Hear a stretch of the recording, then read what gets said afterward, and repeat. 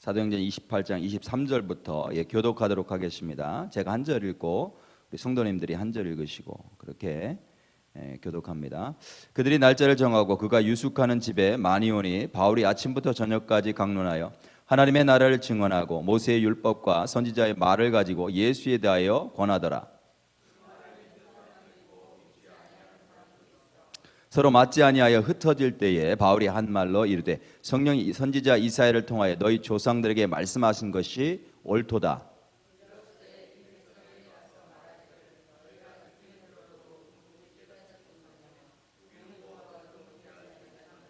이 백성들의 마음이 우둔하여져서 그 귀로는 둔하게 듣고 그 눈은 감았으니 이는 눈으로 보고 귀로 듣고 마음으로 깨달아 돌아오면 내가 고쳐줄까 함이라 하였으니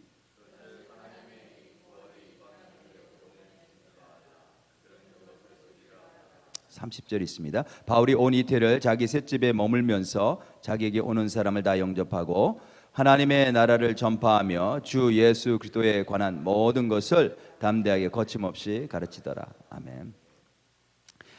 우리 참 좋은 교회 뉴 브라운필스에 새로 세운 참 좋은 교회 지난 주일 예배에 대해서 물어보시는 분들이 여러분들 계셔서 좀 말씀을 좀 드리도록 하겠습니다. 저희 교회에서는 저까지 포함해서 한 9명이 예배에 참석을 했고요. 그 다음에 그 뉴 브라운펠스에서는 그 미국 교회 담임 목사님이 참석을 하시고 그 다음에 한국 분들이 3분이 참석을 하셨어요.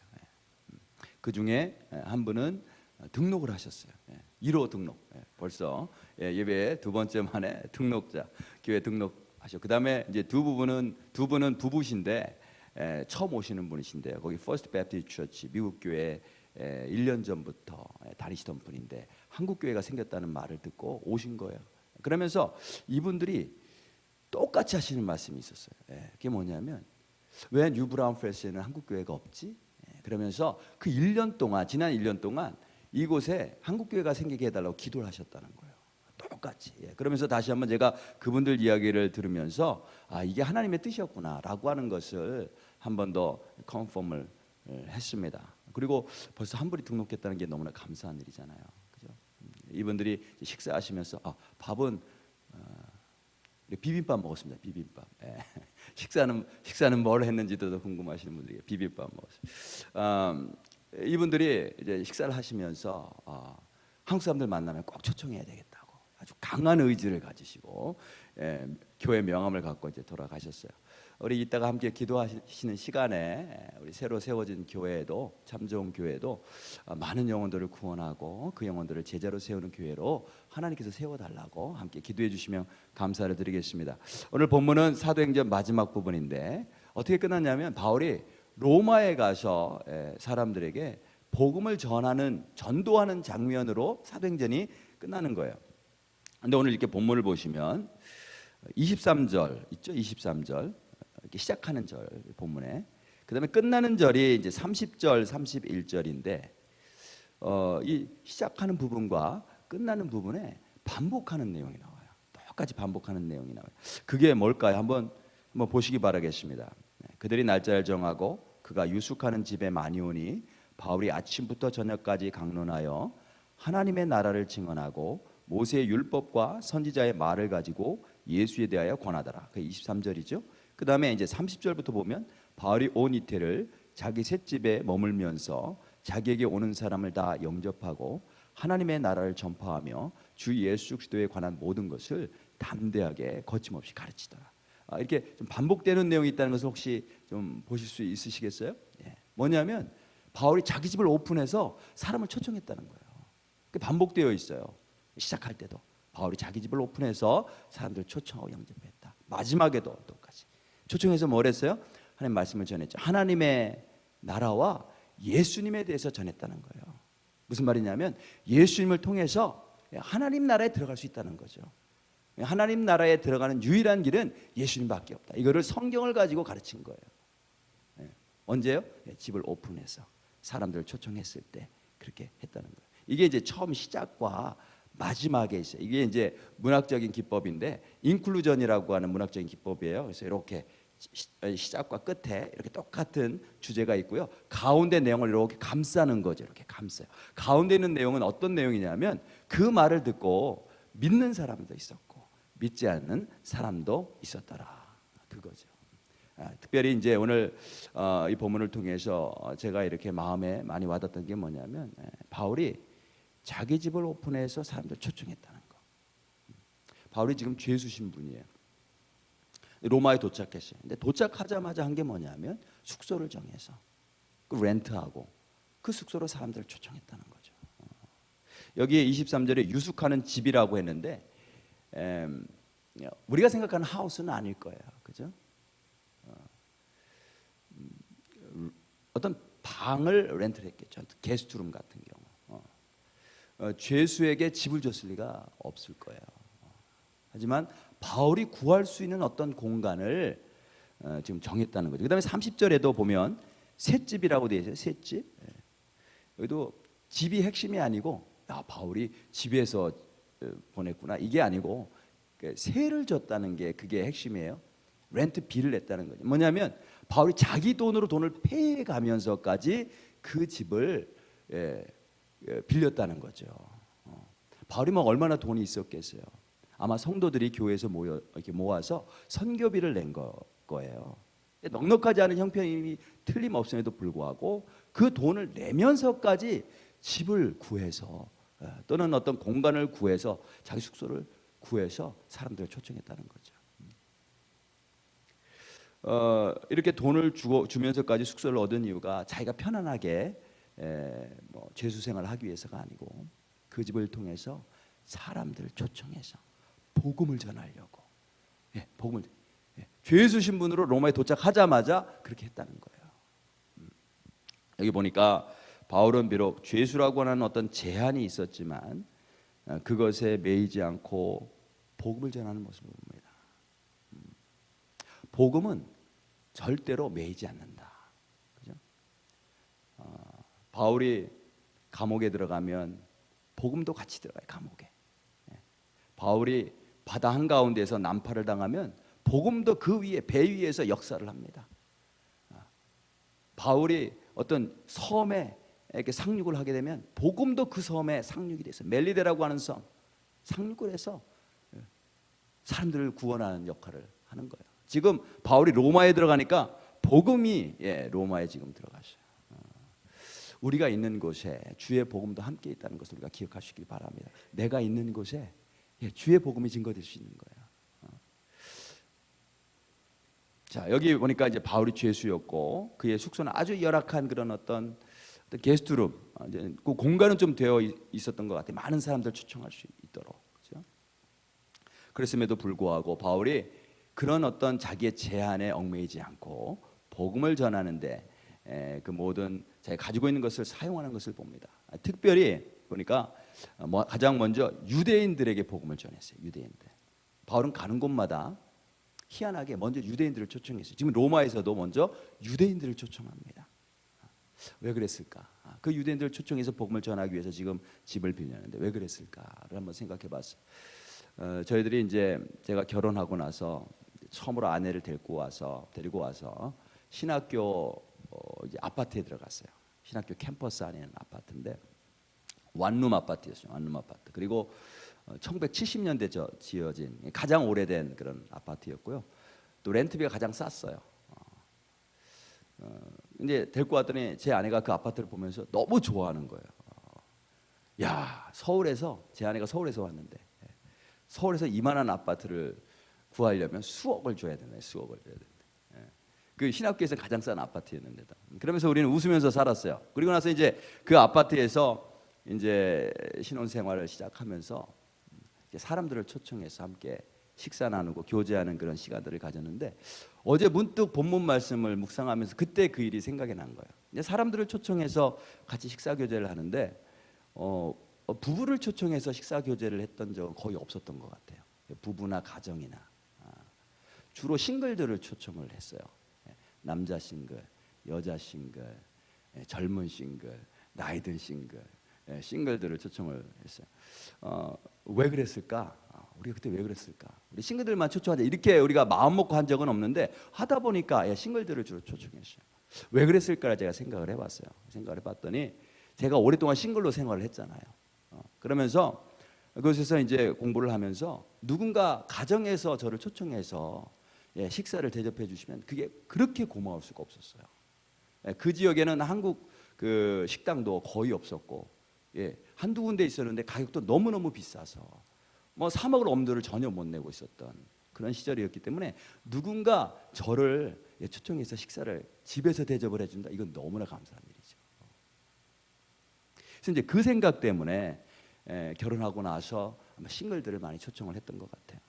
여기 보니까 바울이 주 예수의 신분에서 틀림없이 넉넉했을 리 없을 텐데 자기 돈을 지불해 가면서 숙소를 마련해 가지고 사람들을 초청해서 복음을 전하는데 특별히 유대인을 초청했어요. 왜 그랬을까? 본인도 유대인이었잖아요. 본인도 유대인이잖아요. 그리고 유대인으로서 하나님을 열심히 믿는다고 했는데 복음을 제대로 알지 못하고 예수님을 제대로 알지 못하고 잘못된 열심으로 하나님을 섬겼기 때문에 자기가 잘못된 길로 열심을 갔기 때문에 그것을 알고 유대인들을 볼 때마다 옛날에 자기 생각이 나는 거예요. 그래서 유대인들을 어떻게 해서라도 초청해서 가장 먼저 복음을 전하는 그런 모습을 봅니다. 어디를 가든지 유대인들을 초청했는데 핍박을 받았죠. 반대를 받았어요. 그럼에도 불구하고 또다시 유대인들을 찾고 했습니다. 우리가 내가 예수 믿지 않았던 때를 생각을 한다면 세상 사람들이 다시 보이게 될 거예요. 그들이 불쌍하게 여기게 되고 그들에게 복음을 어떻게 해서도 전하고자 하는 마음이 우리 안에서 생기게 될 줄로 믿습니다. 그리고 또 내가 만일 지금 예수님을 안 믿는다면 내가 어떤 삶을 살까? 얼마나 불쌍한 삶을 살까? 이것을 기억한다면 사람들에게 다가가서 예수님을 전하게 되죠. 지금 바울이 그렇게 해서 유대인을 먼저 초청을 합니다. 그 다음에 집으로 초청했단 말이에요. 물론 이제 바울이 죄수기 때문에 자유함이 없어서일 수도 있지만 바울 당시의 그리스도인들은 성전이나 어떤 회당에 모이기도 했지만 집에서 모였어요. 집에서 모여서 함께 떡을 떼고 그리고 함께 기도하면서 교제를 했던 것을 봅니다. 그래서 바울도 죄수가 되기 전까지는 그런 가정교회에서 함께 예배드리면서 가정교회에서 주의 말씀 함께 나눴어요. 그래서 자연스럽게 로마에 와서도 그게 자연스러운 거예요. 자기 숙소를 정하고 오픈해서 굉장히 자연스럽잖아요. 가자마자 오픈해서 사람들을 초청해서 복음을 전합니다. 복음을 나눕니다. 사도행전을 보면 그 시작이 어떻게 시작이 되냐면 다락방에서 마가의 다락방에서 예수님의 제자들이 모여서 함께 기도하다가 성령 받고 뛰어나가서 복음을 전하는 것부터 시작이 돼요. 맨 마지막에는 어떻게 끝나는가? 바울이 죄수의 몸으로 작은 집을 빌려서 작은 방인지 빌려서 자기 숙소를 빌려서 사람들을 초청해서 집으로 초청해서 복음을 전하는 것으로 끝난단 말이죠. 그래서 집에서 시작해서 집에서 끝나요. 우리가 이것을 주목할 필요가 있다고 봅니다. 신약 성경에 나오는 교회는 집에서 모였어요. 그래서 우리가 이제 목장을 하면서 집으로 이제 성도들 초청하고 예수님 안 믿는 분들을 초청하고 하는 것이 이게 성경적이다. 초대교회 교인들이 그렇게 했구나. 성경에서 그렇게 말씀하고 있구나. 그것을 알 수가 있어요. 그래서 초대교회 교인들은 집에서 모였기 때문에 다 삶이 투명했어요. 집에 숟가락이 몇 개인지 다 아는 거죠. 삶이 다 투명했어요. 그리고 집을 오픈해서 예수님 안에서 한 가족과 같이 살았어요. 그리고 그 가운데 어떤 것에도 매이지 않고 자기의 삶 가운데서 삶의 현장에서 복음을 증거하는 삶을 살았습니다. 집이 크든 집이 작든 그 크기가 중요한 것이 아닌 줄로 믿습니다. 세상 사람들은 그게 중요해요. 크기가 중요해서 크기를 비교하고 큰 것을 자랑하기도 하고 큰 것이 없으면 큰 것을 부러워하기도 하고 그런데 그리스도인들은 다른 줄로 믿습니다. 초대교인들이 집 크기를 비교했을까요? 절대 아니죠. 집이 크든 작든 그것이 하우스이든 아파트이든 콘도이든 그것이 어떻게 쓰임받느냐가 중요하다는 거예요. 어떻게 쓰임받느냐가. 작은 공간일지라도 사람들이 함께 모여서 찬양하고 서로 삶을 나누고 함께 기도하는 게 아름다운 모습인 줄로 믿습니다. 그 작은 공간에 막 아이들까지 오면 막 정신이 없죠. 근데 정신이 없지만 그 가운데 성령님이 역사하시는 일들이 일어나는 거예요. 반면에 아무리 대궐 같은 집일지라도 우리 부부만 있어. 우리 가족, 매일 우리 가족만 있어. 그러면 그게 뭐 그렇게 아름다운 모습이겠어요. 크면 큰 대로 그것을 주님 사랑을 나누는 데 사용할 때 하나님 보시기에 아름답고 복된 삶인 줄로 믿습니다. 대부분의 경우 우리는 다른 사람들과 비교하는 것 때문에 얽매이는 삶을 살아요. 근데 우리가 바라보는 것은 하나님께서, 예수 그리스도께서 우리를 위해 천국에 준비해 놓으신 집이에요. 우리가 바라보는 것은 그거예요. 그걸 바라보면서 그걸 소망하면서 살아가는 거죠. 그래서 우리의 소망을, 우리의 시선을 하늘에 두면 이 세상에 있는 제한이 결코 우리를 얽매이게 할 수 없다는 사실 다시 한번 기억할 수 있기를 바랍니다. 제가 이전에 있던 교회에 한 젊은 부부가 목장을 인도했는데요. 집이 꽤 좋았어요. 굉장히 젊은 부부였습니다. 집이 꽤 좋았어요. 그래서 이제 주로 이제 자기 집을 오픈을 했는데 젊은 부부들이 모이다 보니까 아이들이 굉장히 많이 있었습니다. 북적북적.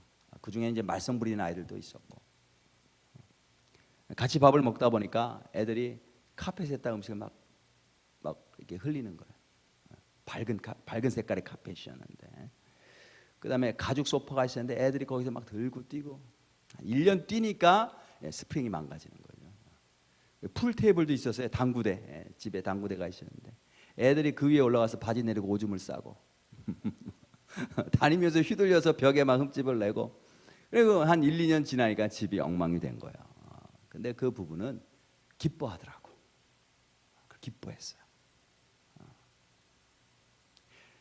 자기 집을 주님의 복음을 위해서 사용했다는 사실이 너무 감사하다는 거예요. 이 집이 주의 복음을 전하고 많은 영혼들을 구원하는데 쓰임 받았다는 사실 너무나 감사해요. 실제로 그 목장을 통해서 가장 많은 사람들이 예수님을 믿었고 가장 많은 사람들이 침례를 받았어요. 그보다 얼마나 귀한 게 어디 있어요, 그죠? 집뿐만이 아니라 우리 인생도 마찬가지거든요. 우리가 뭐 많이 배웠거나 적게 배웠거나, 그죠? 잘 살거나 못 살거나, 내 인생을 통해서 주의 일을 많이 감당하는 게 기쁜 거죠. 내 인생을 통해 많은 영혼들을 주께로 돌아오게 한다면 그것보다 더 귀하고 복된 인생이 어디 있겠어요. 저와 여러분들, 우리의 삶, 그리고 우리가 사는 모든 공간들이 그렇게 영혼들을 섬기고, 그죠? 영혼들을 구원하는데 쓰임받는 그런 인생이요, 또 우리가 사는 그런 공간이 될 수 있길 주님의 이름으로 축복합니다. 우리가 목장을 한다고 해서 열심히 주의 일을 한다고 해서 언제나 눈에 보이는 열매가 당장 있는 것은 아니에요. 오늘 바울이 그렇게 돈을 들여가면서 공간을 사서 사람들을 불러서 복음을 전했는데 그 가운데는 믿는 사람도 있었고 믿지 않는 사람도 있었어요. 24절에 보니까 그 말을 믿는 사람도 있고 믿지 않는 사람도 있었더라. 근데 이 믿지 않는 사람들은 옛날부터 있었다는 거죠. 그들에 대해서, 믿지 않는 사람들에 대해서 뭐라고 얘기를 하냐면 25절에 서로 맞지 아니하여 흩어질 때 바울이 한 말로 이르되 성령이 선지자 이사야를 통하여 너희 조상들에게 말씀하신 것이 옳도다. 이사야 시대 때도 이미 있었다는 거예요. 이사야 시대. 그러니까 옛날부터 믿는 사람 있고 믿지 않는 사람 있고, 그래서 믿지 않는 사람이 혹시 있을지라도 좌절하지 않았다는 거죠. 바울은 믿는 사람들 보면서 주의 복음을 증거하면 되니까 우리도 복음을 전하고 내가 헌신하면서 주의 일을 감당할 때에 잘 따라오는 사람이 있고 잘 따라오지 않는 사람이 있어요. 근데 잘 따라오지 않는 사람 때문에 우리가 낙심하거나 좌절할 필요가 없다는 거죠. 믿는 사람들이 있으니까, 함께하는 사람들이 있으니까, 그죠? 여기 믿지 않는 사람들은 다 그 사람들의 하트에 관련되어 있다는 거예요. 27절에 보면 이 백성들의 마음이 우둔하여졌어요. 하트가 문제가 있어서 들어도 깨닫지 못하고 보아도 알지 못하고 그런 거예요. 하트는 우리가 어떻게 할 수 있는 게 아니잖아요. 하나님께 우리가 맡기고 기도할 뿐이에요. 우리의 초점은 믿는 사람들, 우리가 전하고 복음 전하고 초청할 때에 믿는 사람들에게 우리의 초점이 있어야 될 줄로 믿습니다. 하나님의 마음은 생명을 구원하는 데 있어요. 바다에서 난파된 배 위에서 하나님께서 바울에게 이렇게 약속하시잖아요. 단 한 사람도 생명을 잃지 아니하리라. 섬에 올라왔는데 모두가 다 안전하게 다 구원받았더라. 그게 뭐냐면 하나님의 관심은 생명을 구원하는 데 있다는 거죠. 근데 그 생명을 구원할 때 하나님이 바울을 사용하셨어요. 왜냐하면 바울은 복음과 함께 있었기 때문에. 이번 달에 저희들이 부흥회도 있고 전도법도 배우는 전도학교가 있는데, 이 모든 행사와 이 모든 집회를 통해서 저와 여러분들이 성령 충만해지길 바라고요. 우리의 어떤 형편과 우리의 어떤 제한이 있을지라도 그런 모든 것들을 뛰어넘으시는 하나님의 능력이 함께해서 영혼들을 구원하는데 우리의 인생이 쓰임받기를 원합니다. 특별히 오늘 본문에 보니까 바울이 숙소, 자기의 거처하는 집을 오픈해서 사람들을 구원하는 데 사용했어요. 우리의 삶, 특별히 우리의 집, 우리의 거처, 특별히 우리의 집들이 그렇게 쓰임받기를 주님의 이름으로 축복합니다. 축원합니다. 특별히 오늘 그 월삭기도회를 맞이해서 9월 첫 달을 9월 달을 이제 시작하는 첫날이 되었는데, 우리 함께 기도하실 때에 주님, 이번 달을 통해서 특별히 나와 또 우리 가정과 우리의 집이, 우리의 거처가 어떻든지 간에, 그렇죠? 우리 형편이 어떠하든지 간에 영혼들을 구원하고 초청하고 주께로 인도하는데 쓰임받는 그런 인생 되기를, 그렇게 함께 기도하시면서 나갈 수 있기를 주님의 이름으로 축복합니다. 우리 함께 오늘 말씀 생각하면서 찬송 부르실 텐데, 듣는 사람마다 복음 전하여 복스러운 소식 두루 퍼치세. 우리 함께 찬양하겠습니다. 우리 1절과 2절 부르시고 이렇게 기도하는 시간 갖도록 하겠습니다.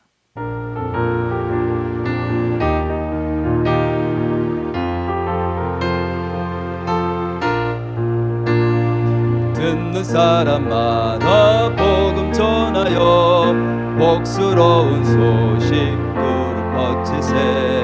모든 사람에게 전할 소식은 어느 누구나 오라. 어느 누구나 주께 나오라. 어서 와서 주의 말씀 들으라. 하늘아버지가 오라 하시니 어느 누구나 오라. 오는 사람들은 지체 말고서 문 열었을 때에 들어오시오. 생명길은 오직 구주 예수님 어느 누구나 오라. 어느 누구나 주께 나오라. 어서 와서 주의 말씀 들으라. 하늘아버지가 오라 하시니 어느 누구나 오라. 우리 함께 오늘 말씀 생각하면서 기도하겠습니다. 우리가 거처하는 집을 오픈하는 것, 굉장히 많은 의미가 그 안에 포함되어 있습니다. 우리가 예수님을 믿으라고 할 때 말로만 전하는 게 아니라는 것이죠. 우리 삶으로 전합니다. 우리의 삶을 투명하게 보여주며 내 안에 계신 예수 그리스도, 나와 함께하고 계신 예수 그리스도를 함께 나누는 것입니다. 그리고 우리가 집을 오픈할 때에 이 공간은 하나님께서 나에게 주신 것, 하나님께서 주의를 하라고 허락하시고 맡겨주신 것을 고백하는 의미가 있습니다. 우리는 내가 가지고 있는 모든 것이 다 주님께로부터 왔고 주님의 것이라는 고백을 합니다. 그러면서 여전히 이것만은 안 되라고 붙잡고 있는 것들이 참 많이 있습니다. 그 중에 하나가 집입니다. 집.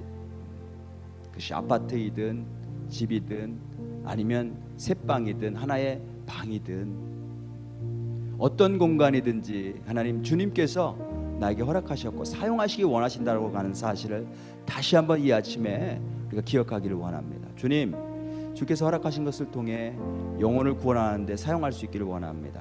기꺼이 내어드릴 수 있도록 인도하여 주옵소서. 복받는 인생을 선택할 수 있도록 인도하여 주옵소서. 영혼을 구원하는 사람들, 많은 영혼들을 구원하고 변화시키는 사람들 보면 그렇게 자식이 자신의 삶을 오픈합니다. 심지어 자기 집까지도 오픈합니다. 그리할 때에 영혼 구원의 역사들이 많이 일어나는 것을 수도 없이 봐왔습니다. 하나님 아버지, 이것이 내 삶 가운데 성경에 있는 내용으로 그치지 않게 하시고 내 삶 가운데 들어올 수 있도록 인도하여 주옵소서. 정말 내 삶을 통해서 복음이 사람들에게 증거될 수 있도록 그렇게 역사하여 주옵소서. 우리 함께 오늘 말씀 생각하면서 나에게 주신 말씀 붙잡고 함께 주여 한번 크게 부르고 통성으로 기도하도록 하겠습니다. 주여, 하나님 아버지 감사합니다. 이 새벽에 우리 불러주시니 감사합니다. 하나님, 월삭 기도로 부르셨는데 오늘 사도행전 마지막 하나님 부분을 놓고 함께 하나님 말씀을 나누고 함께 기도하기를 원합니다. 하나님, 바울은 죄수로 끌려가서 로마에 들어가자마자 하나님 숙소를 정하고 내가 내 돈으로 돈을 폐해하면서까지도 하나님 아버지 복음을 증거했습니다. 사람들을 초청하고 그들에게 예수 그리스도를 증거했습니다. 예수님 아니면 천국 들어갈 수 없다, 하나님 나라 들어갈 수 없음을 하나님 증거했습니다. 하나님 그의 열정과 그의 마음을 봅니다. 하나님께서 허락하신 모든 것들이라고 우리가 고백을 하지만 여전히 내 것으로 붙잡고 있는 하나님 그런 나의 모습을 볼 때가 있습니다. 하나씩 하나씩 주님 나라 위해서 사용하여 주시옵소서. 기쁨으로 주님께 드리게 하시고 그것을 바라보면서 하나님께 영광 돌리는 일들이 날마다 내 삶 가운데 일어날 수 있도록 하나님 축복하여 주옵소서. 특별히 하나님, 내 삶의 공간, 내가 하나님 아버지 안식하는 안식처인 내 집 얼마나 우리가 귀하게 여기고 소중하게 여기고 잘 가꾸는지 모릅니다. 하지만 그것마저도 주님께 기꺼이 내어드릴 수 있는 마음과 헌신하는 그런 결단이 오늘 이 새벽에 있도록 하나님 축복하여 주시옵소서.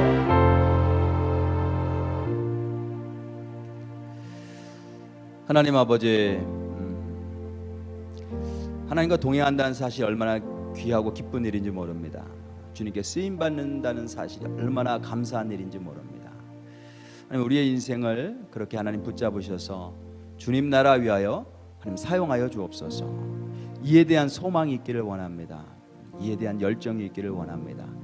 하나님께서 나를 먼저 구원하시고 믿지 않은 자들에게 보내셨을 때에는 하나님께서 주신 은혜 가운데 사는 이 복된 그런 감사하는 삶을 증거하고 전달하라고 보내시는 줄로 믿습니다. 그렇게 하나님 순종하며 겸손히 주의 말씀을 따르며 나아갈 수 있도록 축복하여 주옵소서. 9월 한 달도 하나님 많은 영혼들에게 주의 말씀을 전하고 복음을 전하고 또 많은 영혼들이 구원받는 일들을 볼 수 있기를 원합니다. 그렇게 역사하여 주옵소서. 때때로 주의 일을 감당하려고 할 때에 하나님 믿지 않는 사람들, 따르지 않는 사람들, 하나님 반대하는 사람들을 부딪히게 되는데 낙심하거나 좌절하지 않게 하시고 우리가 순수한 마음으로 정말 복음을 전하고 예수님의 사랑을 전하고 그렇게 해서 함께 믿는 사람들, 따르는 사람들과 함께 주의 길을 하나님 힘있게 걸어갈 수 있는 한 달 될 수 있도록 축복하여 주옵소서. May the love of God and grace of Jesus Christ and fellowship of Holy Spirit be with you all who accept God's word this morning and who agree that God has given us everything, who has made a decision that I'm going to use everything that is given by God for Him from now on, forever and ever. Amen.